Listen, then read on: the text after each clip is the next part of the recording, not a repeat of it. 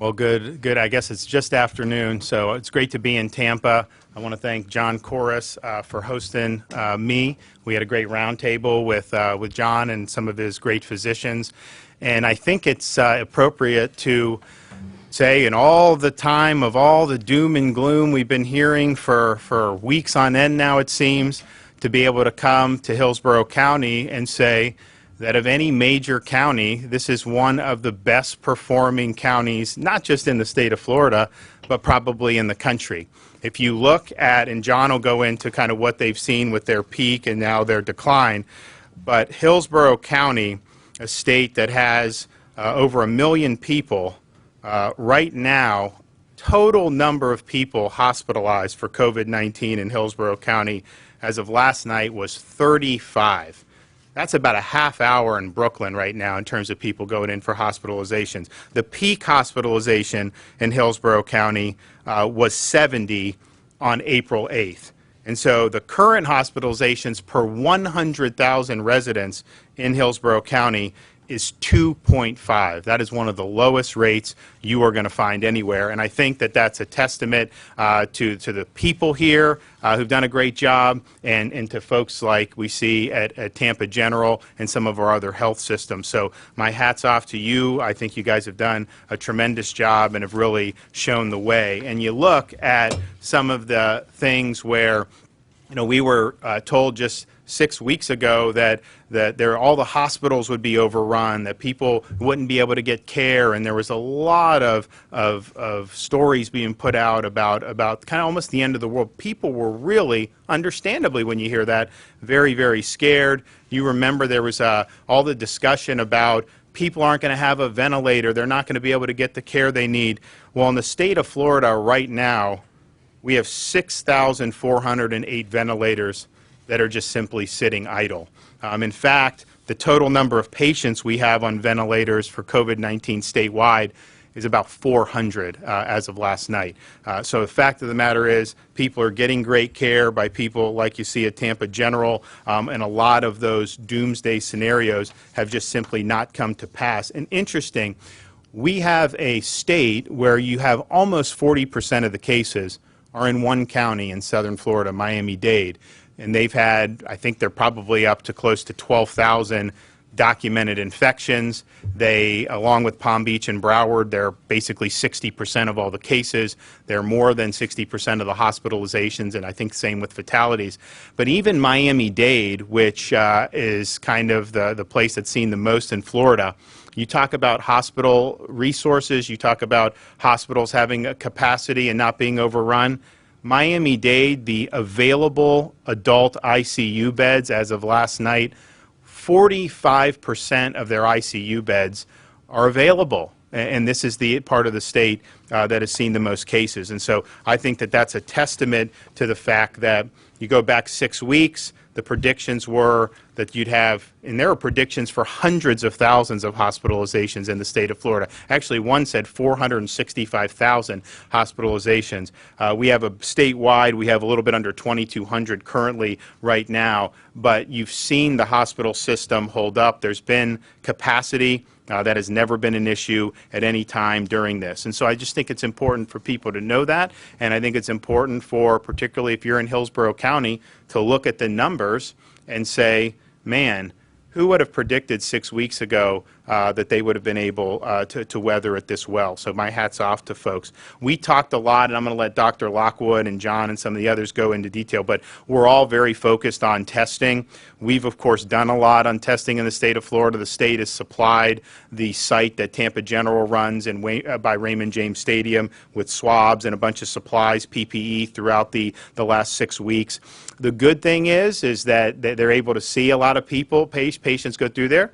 They don't always get the full demand, and maybe that means that there's not as many people that are symptomatic. Most of the people that are testing in the state of Florida overwhelmingly are testing negative, which is a great thing. There's some jurisdictions in the country where you'll have 30, 40, even close to 50% of all test takers will come back positive.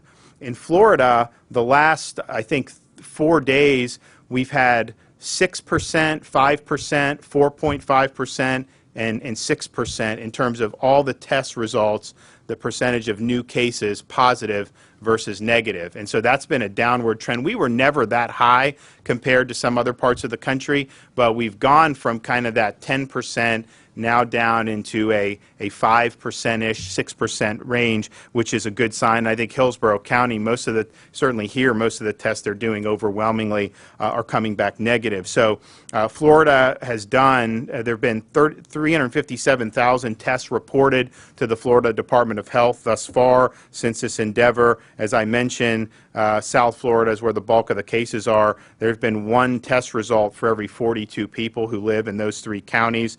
And we're, as I said, happy about the positivity rate.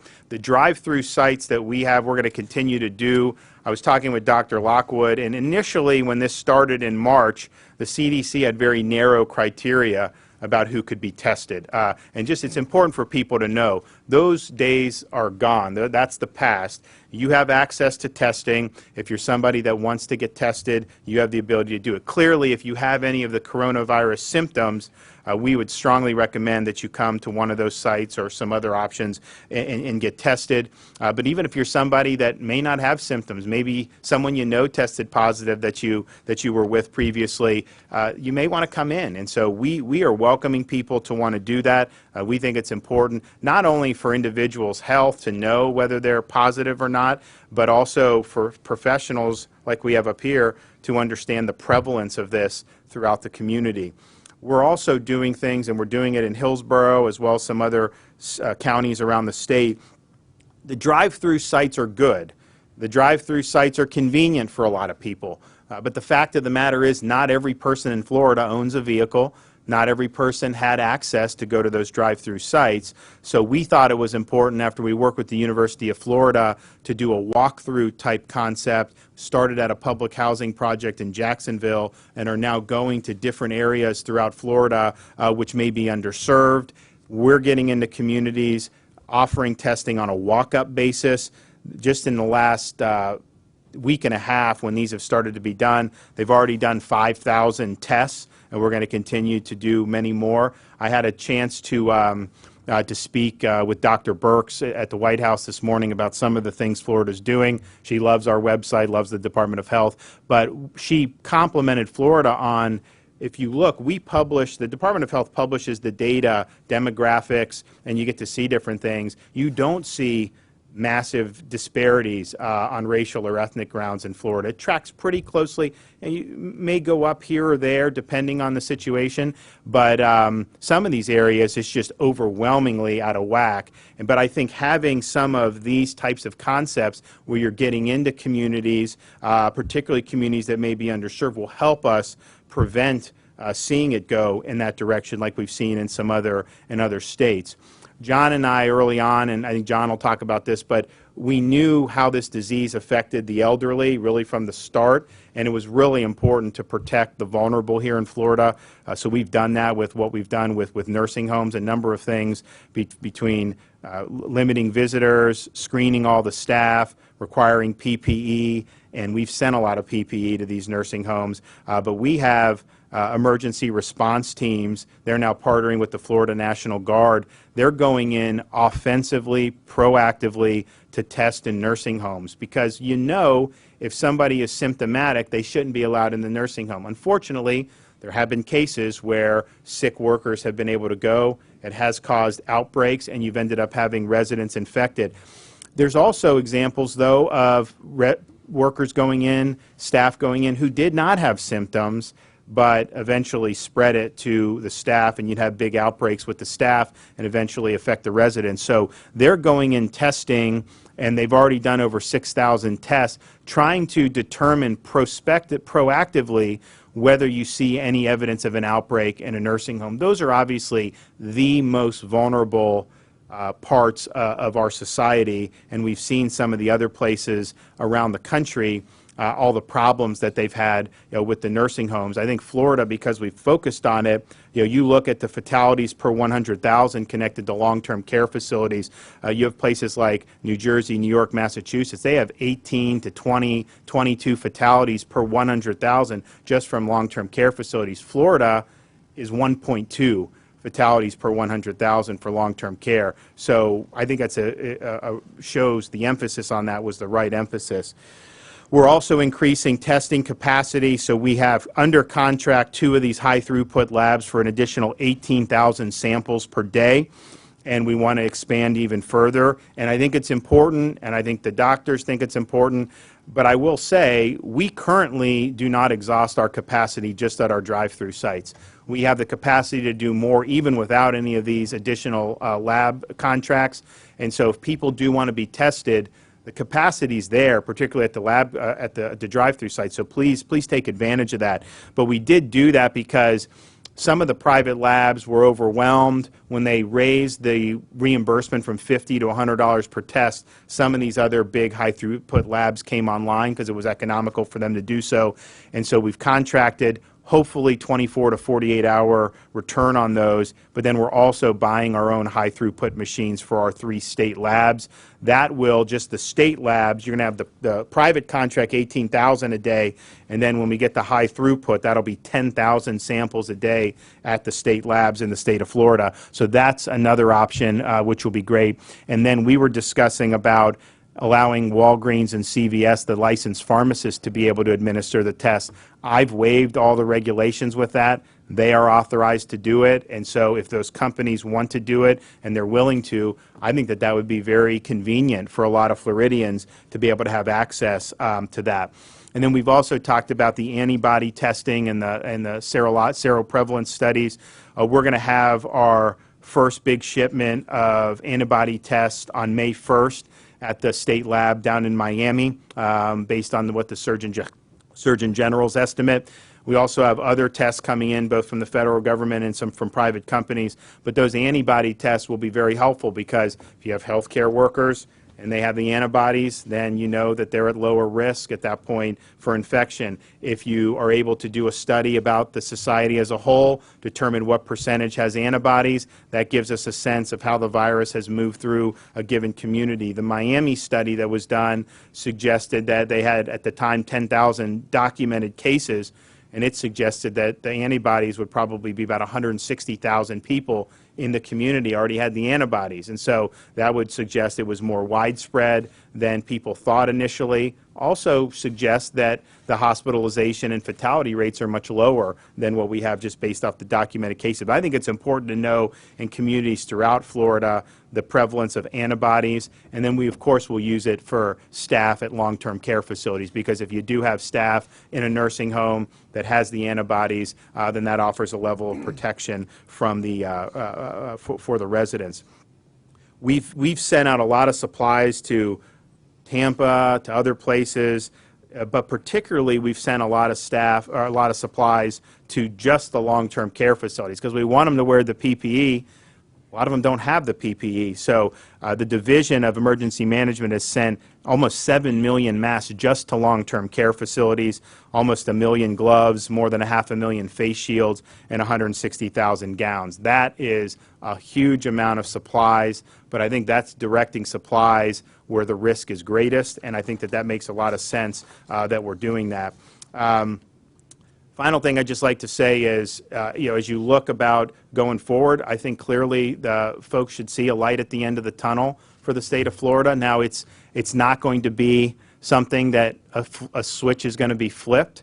This is going to be slow and steady wins the race. It's going to be very methodical, very data-driven, and there's going to be probably some people that think it's too slow, and I get that, but I think that the country's never gone through anything like this. You go back in 1918, the Spanish flu, they didn't have a national effective cessation of a lot of economic activity like that. So this is uncharted territory. We use the data, we use the facts as best we can, but the fact is nobody knows what this will do or that will do. So you go slow, you measure, you go steady, and then you make the best decisions that you can. But I can just tell you, if you go back 2 months and someone said by the last week in April there would be only 30 people or 35 people hospitalized in Hillsborough County from COVID-19, people would have said you're nuts. They would have said hospitals will be packed with patients and there'd be stress, the system would be breaking down. So the fact that that didn't happen, the fact that we still have capacity, the fact that we have been able to test and we see the positivity rates declining, that's a good thing, and I think people should be happy with that. So I will turn it over to John. I want to thank you again for having us, and floor is yours. Thank you. Thank you, Governor. Before I begin, I would like to thank the Governor. He and I have been working on this, as he has been with health care executives across the state from the very beginning. The state and his office and his leadership has been very consistent.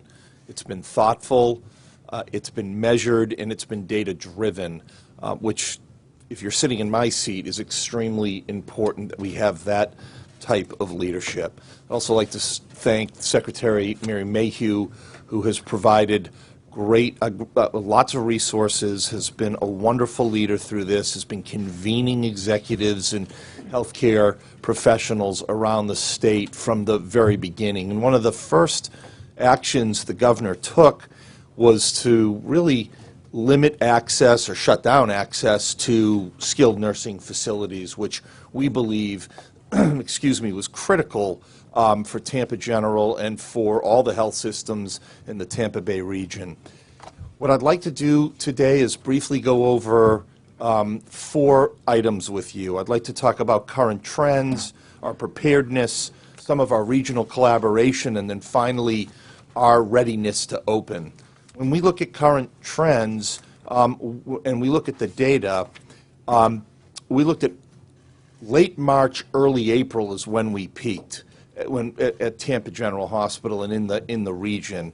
We saw a total at that peak of 14 cases. We currently have 8 cases in the hospital today. We have had a total of 57 patients we've admitted. We've recovered 52. We've discharged 50 from Tampa General Hospital. And so our trends are consistent with what the Governor just briefed you all on. Dr. Lockwood will speak after me about some of our testing and some of the things that he's seeing as well. Our preparedness, we have 3 COVID units. We have 152 negative pressure rooms with vents. We have COVID teams, critical care teams, hospitalists, infectious disease, our ED teams, our pulmonary critical care, our cardiac COVID teams, along with every specialty has a COVID team that can respond to COVID-positive patients that are in the hospital. Our lab testing, we can do 850 tests a day. Currently, we've done over 7,000 tests with 342 positives as of this morning. So even though we're not seeing the surge and the peak that some anticipated that we would see, we will have a state of readiness and will remain ready to take care of any patients that come in. Our collaboration, I am very happy to report our collaboration with Baycare, the Advent Health, and HCA has been wonderful. The Governor mentioned the test site that we are collaborating on at Raymond James, and it is a true collaboration between those health systems.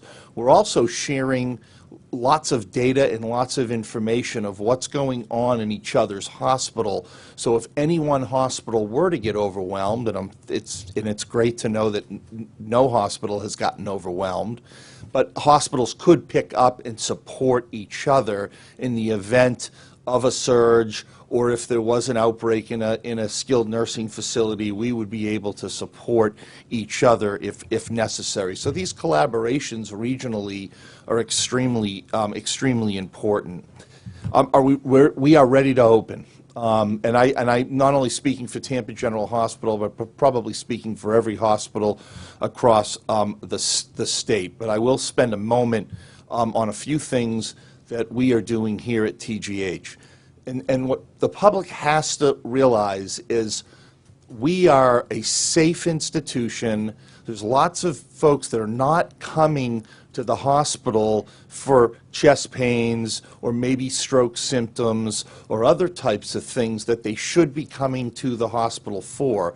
They need to know that they can come to the hospital and that they're in a safe environment. So to underscore the safety piece of this, we are testing all patients coming into this institution.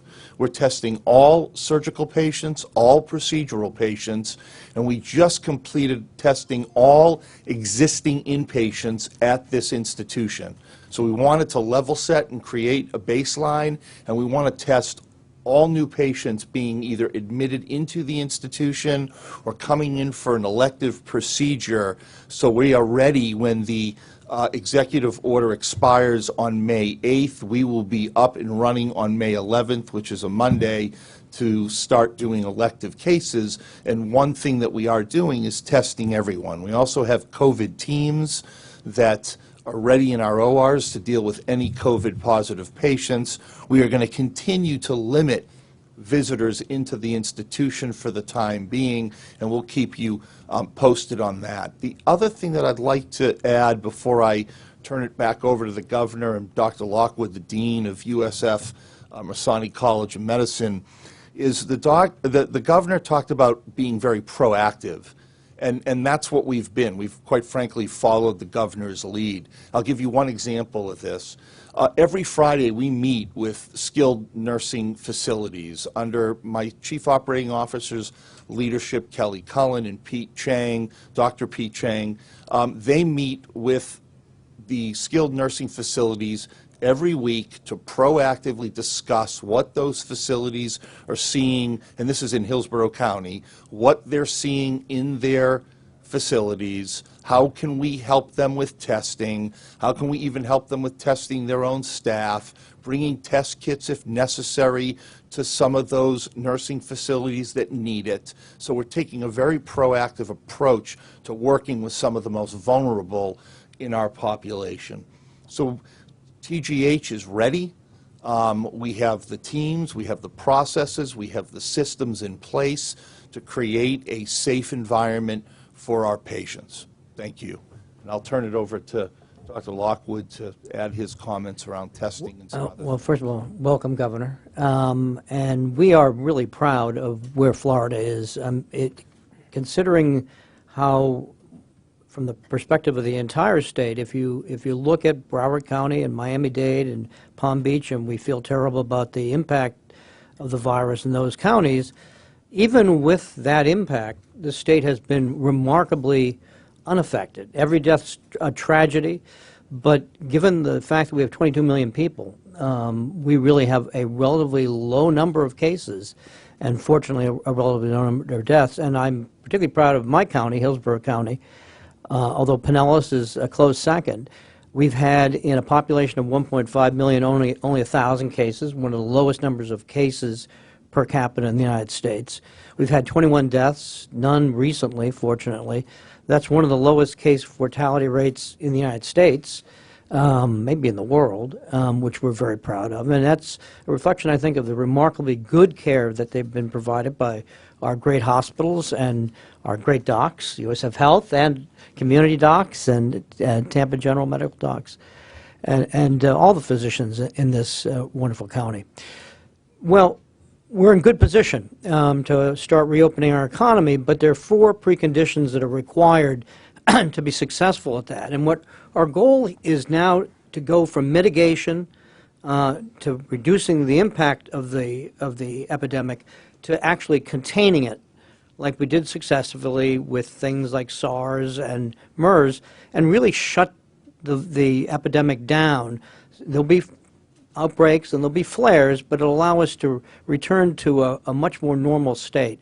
Those 4 preconditions are basically that we can really access our data, that we have excellent data on testing density, case density per neighborhood, and who's getting sick, syndromic surveillance networks.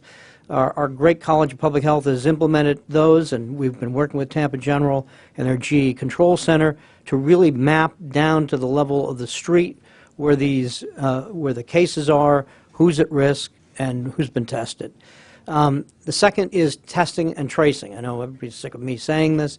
We have to test a lot more folks, at least 150 people per day, per 100,000 population, again, per day. So to do that in Hillsborough County, we need to test 2,250 patients a day.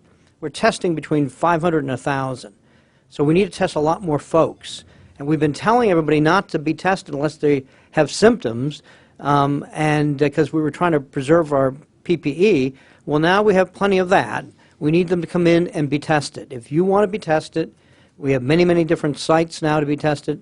Come in and be tested. We are welcoming everyone to do that. And that will give us critical data that we can use to move to that containment process. Tracing. Everyone that's positive, we need to quarantine. We need to quarantine their exposures.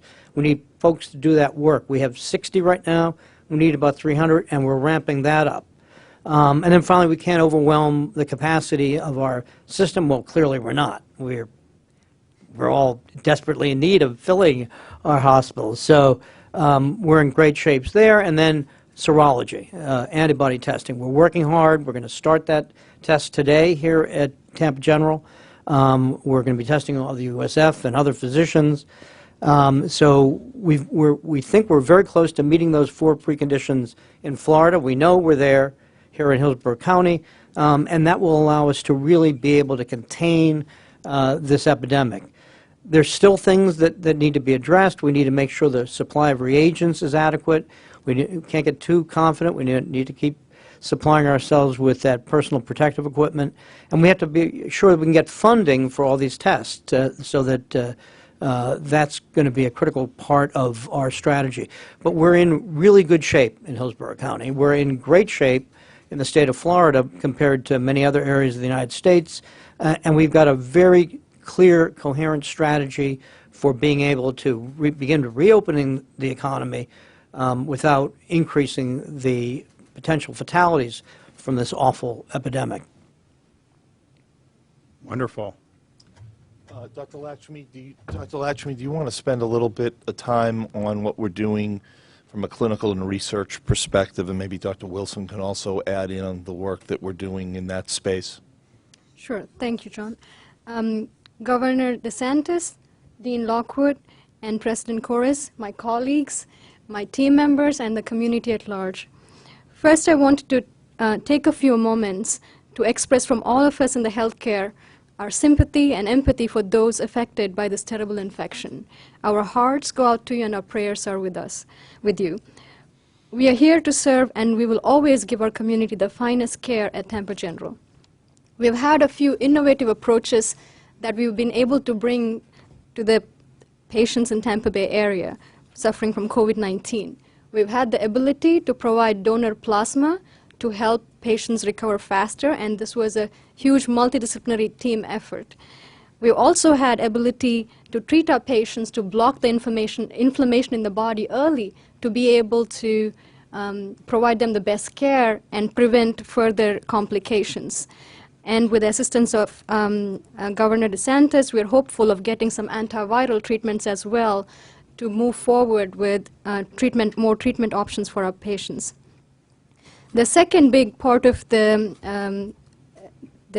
treatment is we're very proud of everything we've been able to accomplish as a team to provide the best care for our COVID-19 patients, but also with the help of our USF Health colleagues, Dr. Oxner, Dr. Perez, and Dr. Menezes, we have been along with the Department of Public Health, we have been able to put together a group of the COCO clinic that provides care even after the patients are discharged and have an avenue to answer their questions and provide the best care possible. Also, in terms of further antibody testing, as Dr. Lockwood mentioned, there have been many questions around how this will affect what are the take-home messages around the antibody testing. There are many questions that remain unanswered, and we want to be on the front line of this to be able to provide the scientific knowledge that is necessary to advance this science moving forward, which we're hoping will be a huge part of our reopening efforts. At this point in time, we have about 3,000 team members that are enrolled to be antibody tested. Also, we want to highlight some of the infection prevention measures that we have taken, and along the lines what President Corres mentioned is that we have the ability to screen everybody that comes into the hospital. And this is absolutely important for us to be able to provide the most efficient and safe care to our patients. Also, in in terms of the screening processes that have been in place, we also have other infection prevention protocols that Tampa General has always been the leader in being able to manage patients with infectious conditions for many, many years, and applying UV light, disinfection procedures and policies to take care of our patients effectively and safely. Lastly, I want to thank all my colleagues and the healthcare workers who've been on the front lines, braving all that comes with it. And some of this we're learning as we go, rolling with the punches and doing the best they can every single day. I'm very proud to be part of this community moving forward, and I'm very hopeful for the future. As always, we prepare for the worst and hope for the best, and that's our hope looking forward as well. Lastly, at USF and TGH, it's our honor and privilege to serve our community and our patients. Thank you. Dr. Wilson. Sure. Thank you, Sita. And thank you, Governor, for coming and being so engaged and listening to all the work we're doing, because it gives us the opportunity to share with the community what's going on here. And I really do want the community to understand that you have access to the best care in the world right now. We have taken a data-driven approach from the very beginning of this crisis. We meet multiple times a day. Sita and I and the whole team and the leadership team, we meet multiple times a day. And we've not only developed our own internal models, you've seen models on television, we've developed our own internal models. Pete Chang's helped with a lot of that, our own analytic approaches. We take real data and we feed that back into the model. The decision to test at Tampa General Hospital really helped us and this whole community keep hold of this virus and explain what this virus looked like. Between Tampa General, USF, the proportion of testing in this community is over 30%. So we test a lot of people through here and helped us understand, meaning 30% of all the patients tested, are tested here. It helped us understand what this virus looks like. So we're able to respond to things very quickly. What we're trying to do now is start to learn how we coexist with this virus. The first thing I think people should understand is that we have created a very safe atmosphere in our emergency department. By starting early, using a data-driven approach, we've hardwired procedures now. So both PP procedures and how we see patients. Symptomatic patients going here for COVID, asymptomatic patients going over here. We've done that for quite a while now and tested those patients, linked them to care of the outpatient clinic, running clinical trials at the same time, utilizing data that we're seeing. The newer part of this also is how to think about surveilling our employees, making sure their health is protected. And we've had very few employees infected, by the way. It's a very small number. So we've done a very good job at Tampa General of keeping people from getting sick who are there to take care of our community. But we want to make sure as we ramp back up, how do we figure out how do we keep employees safe? And then most importantly is how do we keep patients safe? So even if you don't come in symptomatic for COVID, we definitely don't want you to leave symptomatic for COVID either, right? We want to keep you safe the entire time you're here and keep this hospital safe. And as John Corris mentioned, we are now, anybody who comes into the institution past the emergency department will be tested even if they're asymptomatic for COVID. And we think that'll continue to drive that data-driven response for us to know how to act, know what's coming next before it comes, and then to start thinking about how to get a hold of things and contain them before they even happen. We think this gives us a really good position to be in to take care of everything that's not been here for a while. So I'm an emergency medicine doctor. I enjoy taking care of patients, being there for patients at their most vulnerable times. Certainly COVID is a vulnerable time, but so are patients who are having heart attacks, so are patients who have just other types of pneumonia, so are patients who are having strokes, and we have a team of experts here for that as well. And I think we've demonstrated by this team up here and what we've done that we can safely take care of those patients too. Just one last item. Dr. Paj is our chief of staff. He also is the leader of what we have internally called OR governance, and that's a lot of talk has been around elective surgery and procedures when the executive order is up on May 8th for those activities. Dr. Paja, along with our Chief Operating Officer, Kelly Collins, been leading a team of people to prepare us for that. And would you mind saying a few words about our status? Thank you, John. Yeah, I mean, 6 weeks ago when we had to make the hard decision and to be in compliance with Governor DeSantis' order to effectively postpone elective surgeries, we really brought a whole team, community together to try to put the process together. The key was how do we maintain safety and quality for our current patients, our current staff, and then using that model, how do we expand it when we were to go live with our elective schedule. So having said that, over the last 4 weeks, for all our emergency and urgent patients in-house and patients coming from other hospitals, we have had 100% in-house testing for these patients going forward. And in conjunction with that, through Dr. Lakshmi and other team, all the current patients in-house have been tested. And then put onto that, we will be serologically testing our team members. So again, we as John said, we are open for we are getting ready to be open for business, but we wanted to make sure that safety and quality were the key when we were ready to turn on the open sign. And so moving forward, all patients that will have surgeries and peri-procedural procedures here at Tampa General will be tested within 48 hours of their procedure, and we're looking to start our full elective schedule starting Monday, May 11th. Well, I want to thank everybody. I just couple discussion points. John, you and I were obviously working from the beginning. When we went from initially, we kind of knew there was a virus in January, even though World Health Organization said it wasn't transmissible person to person. It was obvious that was not true at the time. We were hoping that it just wouldn't come to the United States. There were flights stopped from China and everything. But then it became apparent that this thing was just here. You started to see cases in February, the beginning of March.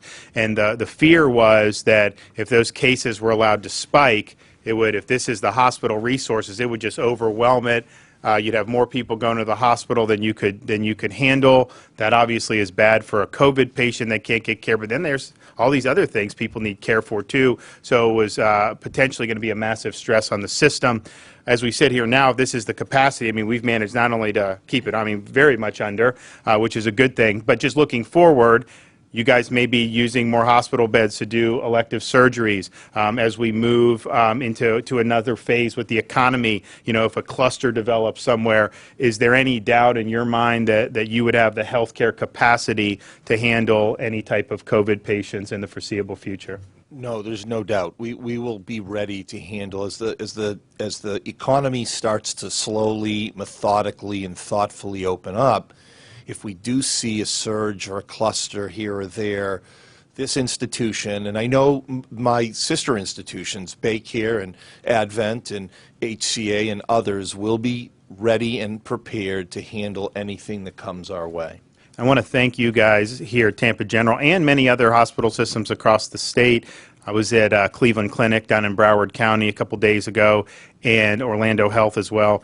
They will work proactively with the assisted living facilities and the nursing homes because, one, we just recognize that is the #1 most vulnerable population. At the recommendation of the CDC, because we wanted to make sure there was enough hospital space, but I think even more importantly than that, people were really scared about a shortage of personal protective equipment. Well, I think clearly on the hospital space we're in good shape. The PPE has really started to shake loose, and so that looks good as well. But also just understanding that, you know, as there's more procedures going on there, the more we can be really proactive in protecting those seniors in those facilities, you know, that is really going to obviate any type of a surge that could come. And that really, I think, is probably the biggest threat for that.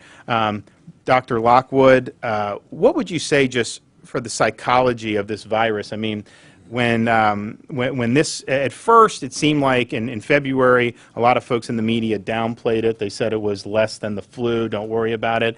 As we got into late February, early March, it became different. And I think a lot of people were really, really scared. I mean, I have friends and family that were really, really scared, unlike anything that I've ever seen.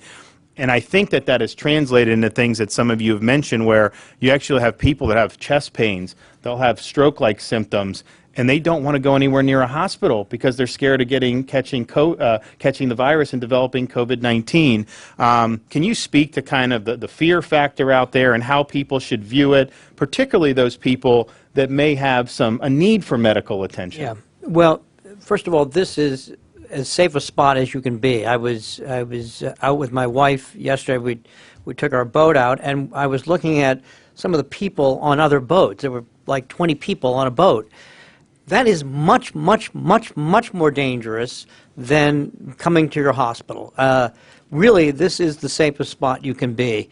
There have been, to my knowledge, no community-acquired cases within the hospital. Some staff have gotten sick because a lot of them actually traveled to New York early in the infection, but this is in a remarkably safe place. If you are having chest pain, if you're having symptoms of a stroke, weakness, you can't speak, come immediately to the emergency room. So this is a remarkably safe environment. The USF Health physician offices are a remarkably safe environment. Almost all physician offices are remarkably safe environments. And so do not wait if you're having symptoms, or if your blood pressure is out of control, or if your diabetes hasn't been managed. See your doctor. Really, I cannot emphasize that enough. Can you also speak about the different risk profiles with this virus? I think when it first came out, a lot of people, it was novel, there's no real treatment for it. I know a lot of parents were concerned for their kids. But what's the age groups that this affects? Yeah. What's the different risk levels depending on health status and age? Well, we're learning more every day, and the big unknown still is the asymptomatic group. Some of the initial studies with antibodies have suggested a wildly greater number of asymptomatic cases than we thought, maybe 50-fold greater. I'm not sure I believe that, but it is certainly much greater than we anticipated. A very good paper from Science suggested that 85% of the cases in Wuhan were undocumented, were asymptomatic. So clearly a lot of folks have had the virus that we don't know about, which suggests that, in fact, the case fatality rate is much lower than we think. Now, I still think it's much higher than the flu, and if I had to give you an estimate, it's probably between 0.6 and 0.9%. Well, the flu is 0.1 to 0.2, so it's still really dangerous. And this is a naive immunological population. Unlike the flu, where a lot of us get it every year, hopefully we get the vaccine every year, this hasn't occurred with this particular virus. So the group that does seem to be at greater risk is the same group we've been talking about for the last 6 weeks. Older folks, particularly very older folks, and folks with comorbidities, hypertension, heart disease, lung disease, and diabetes, and especially a combination. Now, you see these 90-year-olds that do great, and they come home from the hospital. They were probably in really good shape to begin with. So, I mean, the things you can do to prepare now, beside all the social distancing and wearing face gear and washing your hands and using hand sanitizer, is stay fit, go outside, walk an appropriate distance, but outside's a very safe environment to be in, lots of UV light. Eat right.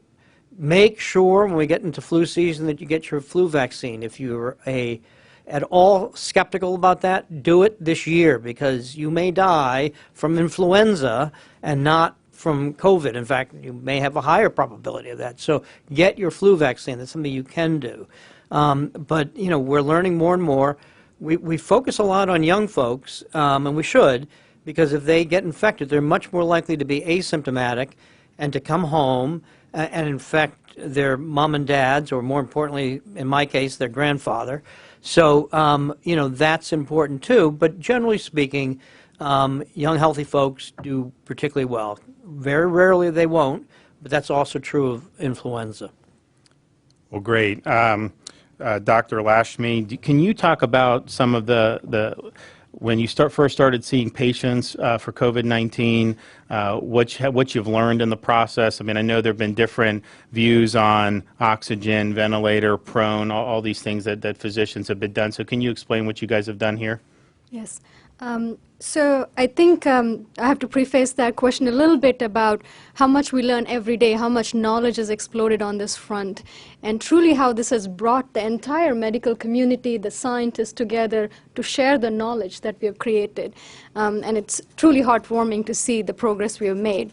There was a lot of uncertainties in the beginning part of the epidemic as to how fast this progresses, right? That's a big concern as a physician watching this coming in, and Jason, you've been on the front lines, you see this and you're like, how fast are people going to get worse or they're going to get better?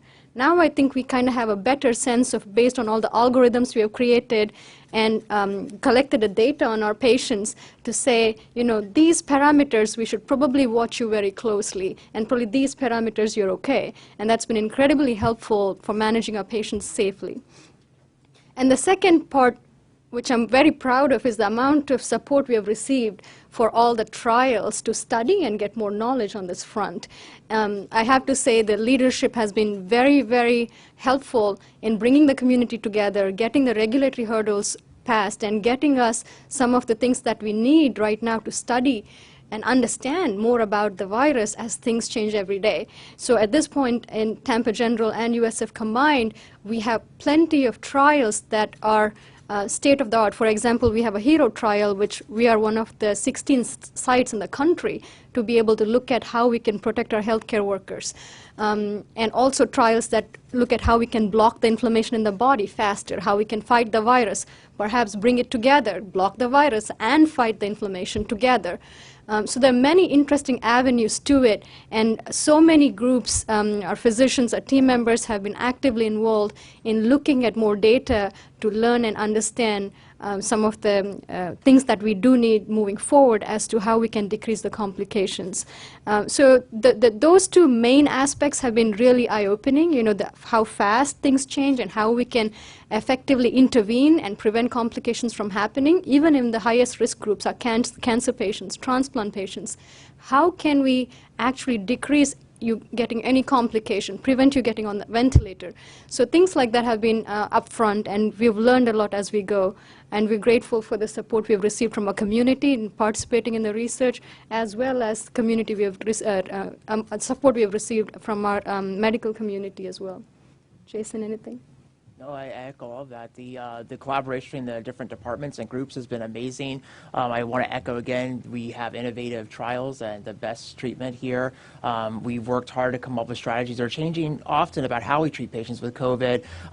Part of that's how we protect our staff when they're taking care of patients with COVID, but also can make sure to safely take care of patients with COVID. So we might have intubated earlier at first, and maybe we wait a little while. We might use high-flow nasal cannula oxygen, so some heated oxygen going through the nose to try to help patients get more oxygen to their bodies and keep those lungs open a little longer before we put them on ventilators. Thinking, do we need to conserve ventilators early on in this outbreak? And did patients really benefit from being on ventilators? So we've thought all about all those things. We continuously have an infrastructure here because of the university where we can look at data. So we've looked at the data of our own patients and tried to feed back that data in real time to make decisions for the next patient to even do better. So what was your conclusion about early intubation? Was that helpful? Because there's a lot of data out of New York that was saying almost 90% of the people that were intubated would die.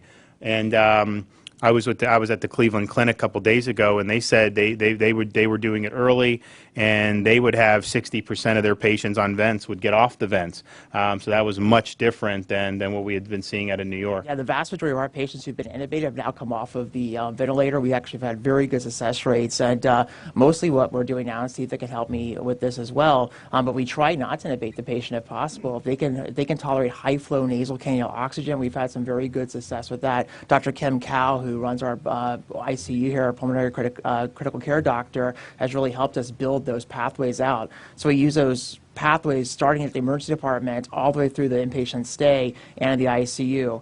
Intubate when we have to, but utilize oxygen support when we can. It's been a little difficult because some of the ways we normally do oxygen support may aerosolize the virus, and we don't want to do that because we can get the virus everywhere. So things like some people may have CPAP at home. We have something similar to that we can use here, but that mask can make virus go other places. But these oxygen, high-flow oxygen seem to really benefit people, I think, from what we've seen so far.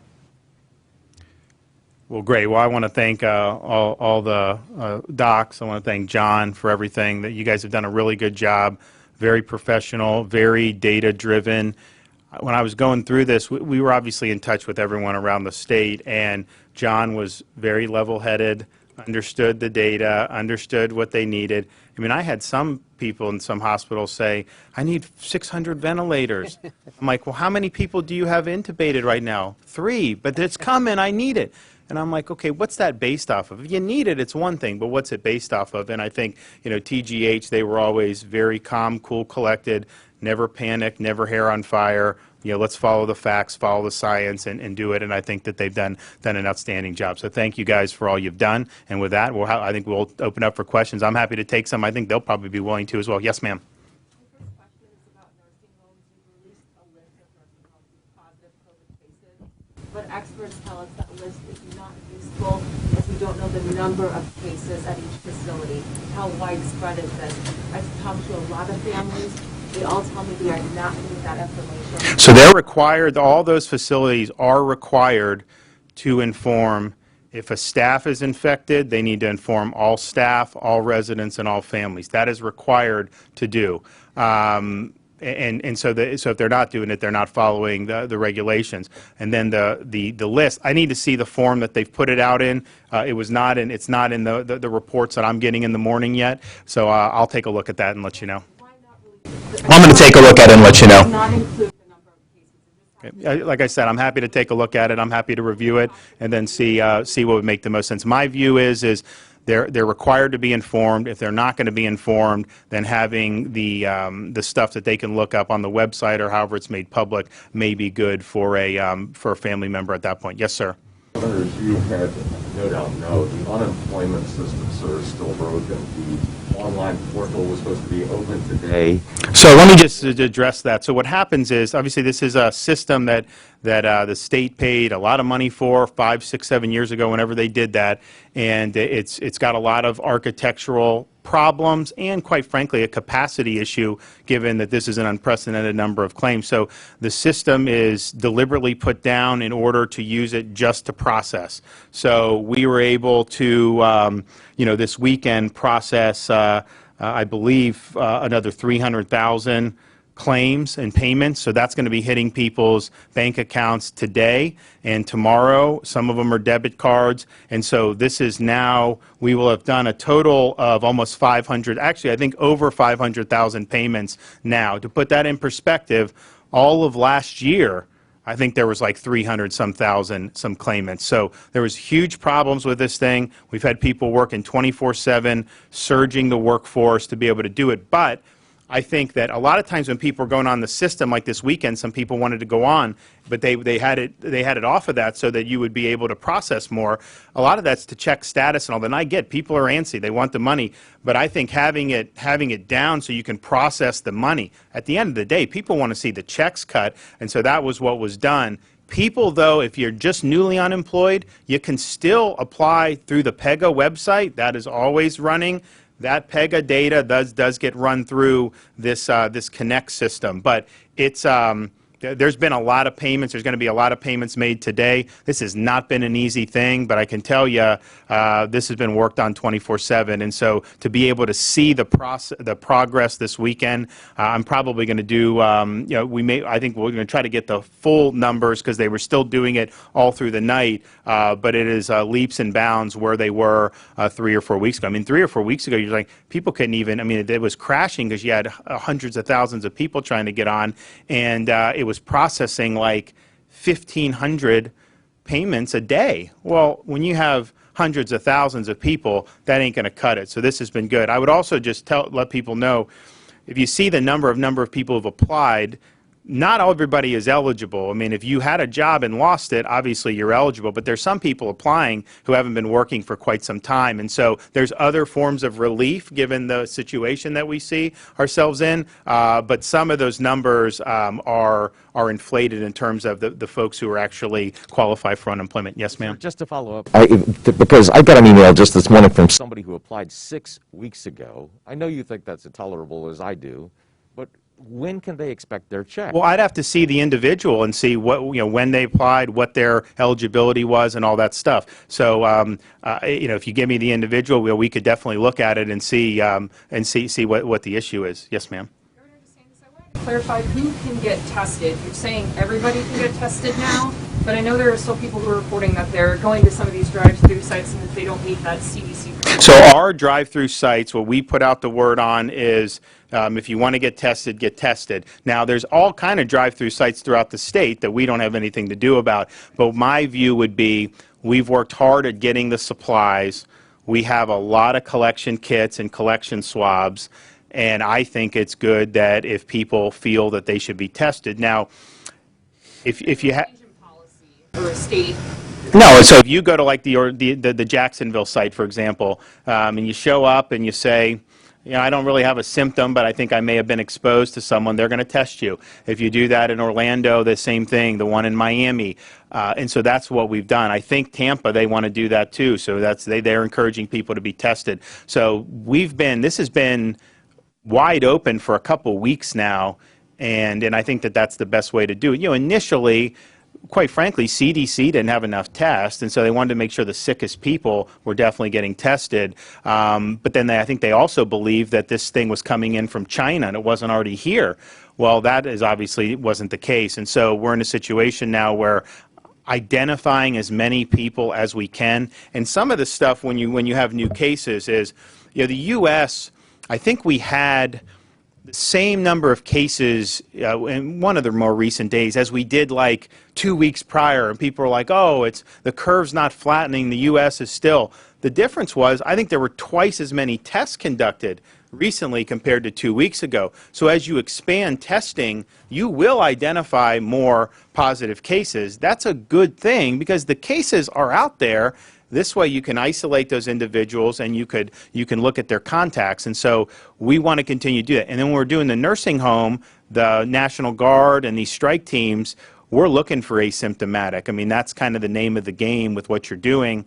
As we start to get into the next phase, surveillance testing is going to be something that is going to be important. The Department of Health has already started doing that. I know some locally people are doing that. And all that is and you can do it. I mean, some of it's just looking at symptoms as people come in, but some of it is testing like you would test for the flu to try to get a sense of how this may or may not be circulating at a given time. That will give us information to know whether you may be seeing an outbreak in a given area or not. And one good thing about a lot of the numbers that we're seeing is even as you've expanded testing, the percent positive has gone down. So even people that are symptomatic, the vast majority of them are testing negative. Folks who are healthcare workers mostly tested negative. I mean, I think as they pointed out, they had workers who had the virus, but they didn't get it in the hospital. Or they didn't even get it in this community, I think, most of the time. They got it in New York City because it was really running rampant there. And I think that's, from an epidemiological perspective, somebody comes from New York, tests positive, well, then you figure out who in Hillsborough or who you've had contact with, then you can go do that. If they just randomly get it in the community and we have no idea how they did it, well, that's an indication maybe it's being spread more aggressively throughout the community. So these are all things I think that are very, very important. To follow up on that, Dr. Lockwood, you suggested that we should be testing 150 people per 100,000 population. Do you agree with that assessment? So, like I said, we have these lab contracts. We're doing a huge expansion, but I would say the fact is, right now, our capacity exceeds the demand. So like at that Jacksonville site, at their site, you won't have it filled. And look, some of that may be that people just should be tested, but they don't feel like doing it. Obviously, we want them to do it. But I do think if you look at the surveillance data, if you look at the ILI activity, I think it is the case that if you're in a Jacksonville, for example, when you may only have 75 or 100 people go to this drive-through site, I mean, I do think it's the case that you just have fewer people right now that have symptoms, and that is a good thing. So we have more capacity than we're able to, but I think what Dr. Lockwood's talking about, what I'm talking about at others is, being more proactive on the testing. Really, like when they're testing every single expectant mother, every single person coming in for surgery, you really wouldn't need to do that unless unless they had symptoms if you didn't want to. But they're being very proactive, ensuring it's a safe environment, making sure that their workers are protected. Orlando, they're doing the same thing. Orlando Health, they've tested 250 expectant mothers, 0 have come back positive out of 250. So those are things that I think are all really, really good. We though have, if you look at kind of the ratio, Florida's tested, I don't know, we're 350, whatever we are for number of tests right now, but in Southeast Florida, the ratio is much better. Because the outbreak was more serious there. And so we've had more testing sites, there have been more demand for tests down there, and you've seen that. So the ratio there is a pretty aggressive ratio. Now we'll continue to do better, but I would say even in Broward County, the first site we set up in West Broward County with the National Guard, we were getting 750, 800 people that would process through a day. And then it would go to 6, and then 5, and then sometimes it'd go up and then go down. And so the demand definitely has changed over the past 5 or 6 weeks, and that's just the reality. Yes. Governor DeSantis. Governor DeSantis. Will Tampa Bay reopen faster than Miami-Dade, Broward, and Palm Beach? And if so, will one metropolitan area opening more quickly than another cause any potential problem? So those are all factors that we're considering right now. If you look at the gating criteria, and I spoke with Dr. Birx about this this morning, Florida satisfies the gating criteria statewide, even including Miami, Palm Beach, and Broward. It's the decline in ILL activity, it's the decline in the syndromatic surveillance, which you can look on the CDC website for the ILI. You can look at Department of Health reports. We have the surveillance data every day. Decline in the number of the positive test rate, which we've had a really nice decline there, and then making sure the hospitals have enough capacity. That's true in Miami as it is true in Tampa. So they could qualify. At the same time, you look at it, and the numbers are just so much different there. And I mean, Dr. Locke would point out, look, Miami compared to some of these other places has fared much better than some of these other places across the country. Nevertheless, for Florida, it really is a different ball game when you compare Southeast Florida to the rest. I mean, I think pretty much the rest of the state has really handled this very well. There's never been even close to a stress on capacity of healthcare resources. I think if you look at the cases per 100,000 and fatalities per 100,000 and hospitalizations per 100,000 in Florida, they're all low compared to a lot of these other states anyways. But if you took out Southeast Florida and did it, I mean, it would be really, I mean, almost historic low. Like, no one would have predicted that. So I think that is something that you take into consideration. And I said from the beginning on all this, I mean, they say, oh, are you going to work with South Carolina and Georgia and Alabama on a regional thing? I'm like, I mean, I'll work with them because they're friends, they're good neighbors, but I have 5 states in one pretty much here already. And so I said, this is a bottom-up deal. We're going to work with Miami and Broward and Palm Beach a little bit differently than the Panhandle or than Jacksonville, and the outbreaks have been very different in those areas. And so I think understanding that makes a good bit of sense. I also believe in being collaborative. If those 3 counties, and look, this phase 1 is a baby step. I mean, we are deliberately going to be very methodical, slow, and data-driven on this, because I think that people want to have confidence that things are going in a good direction. It gives us the ability to do things if we see something somewhere. So even for those counties, it's really not that much different than what we're doing now. If you really look at it, not a huge difference. But at the same time, we're going to work with them and see whether their time frame would be a little bit different. But clearly, place like the Tampa Bay area, Northeast Florida, Orlando. I mean, Orlando had a similar story, you know, peak in cases probably April 2nd, hospitalizations the 7th, and they never had a lot. I think they had maybe 120 in that whole area, and then really down, very similar to Hillsborough County. And so we obviously want to recognize that and appreciate that. Governor DeSantis, just to clarify that first question about nursing homes and long-term care centers, do you support the release of... So I told him to release that. What you're telling me is the form isn't in a way that's as helpful. So I'm going to look at that. I don't know exactly the form it is, but I gave specific instructions to say if there's cases in specific facilities, you know, put those facilities out there and the date that these cases are arising. And I think that's very important. And the number of deaths at these specific facilities, do you support that kind of detailed information? Yeah, I think so. And when do you expect this information to be released? So as I'll repeat what I just told her earlier. I am going to look at it, I am going to review it, and I'm going to see what format it's in and what format makes the most sense, and that's what we will do. So I'm going to do it. Appreciate it.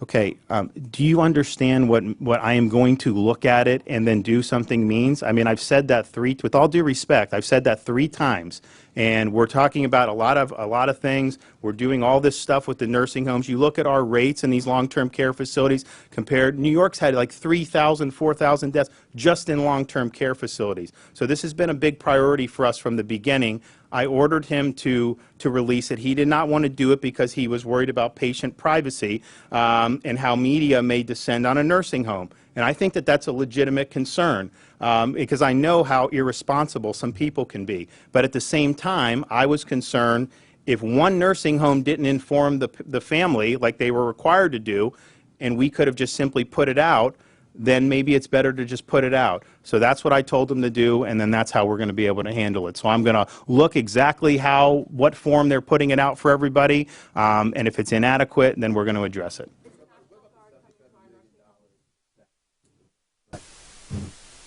Excuse me?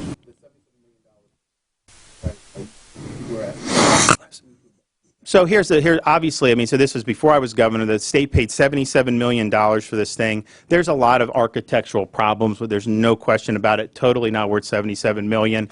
At the same time, you know, I've talked with these engineers, and you would not build a system with in mind that the economy would just basically stop voluntarily and you'd go from 500 claims a day to a million. You know, it's just, there would be a capacity issue, I think, no matter what. I think it is something that should be looked at. Right now, though, so right now, my issue is I'm not going to cry over the spilled milk right now because my number one concern outside of health is to get the checks out. So we're putting 100% of the effort on this as we do the checks and as we get, and well, I'm going to have the full numbers, but I mean, you're talking about from where it was a month ago till now, this thing is now paying out people. We got more to do, don't get me wrong, but given how bad the system was to be able to do it, I think these engineers have done a really good job, and I was thinking this was going to take, you know, 3 months knowing how this stuff works. And so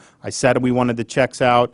They have responded, and I think we're going to continue to have more. Once that dust has settled, then I do think it would be appropriate to just go and look and see what went on, why did they pay so much. The one thing I would say, having talked to the engineers, is this is not just like, hey, apply online and we'll cut you a check.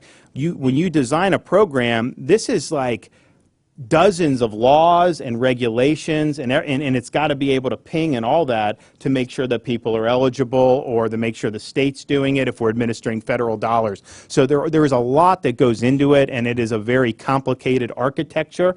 Now, it could have been done, I think, obviously better, but at the end of the day, you know, my job is to fix problems when they arise.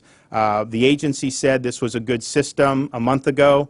Obviously, that was not accurate, and I wish that they would have been more proactive. But we've got to fix it, so that's what we're doing. So I'm going to give a more fuller update probably later today on it. But I think that the folks who have been understandably very concerned about when they're getting the money, I think today when more people start seeing money hit, I think they're going to appreciate it. And then I also think the way unemployment works is you're not usually even eligible to apply for a certain amount of time. You know, I've waived all that to try to get it all in the system so that we can get the checks out quicker, and I think that that's really important. So, all right, well, I got to run back to Tallahassee and keep working on things like this, but I want to thank Tampa General for having us here today, and I want to thank you all for your really great work. You've really served the community well. This is a community that I don't think could have done any better battling this virus, and you know, I just hope that we can you know, continue to progress slowly but surely. But if we can get far enough along where, you know, we can watch the new quarterback of the Bucs play and you know, host a Super Bowl and have the first home game for a Super Bowl host team, I think in probably NFL history, I think we'd like to see that. And hey, I grew up in Dunedin, so I'm a lifetime Bucs fan. So thank you guys.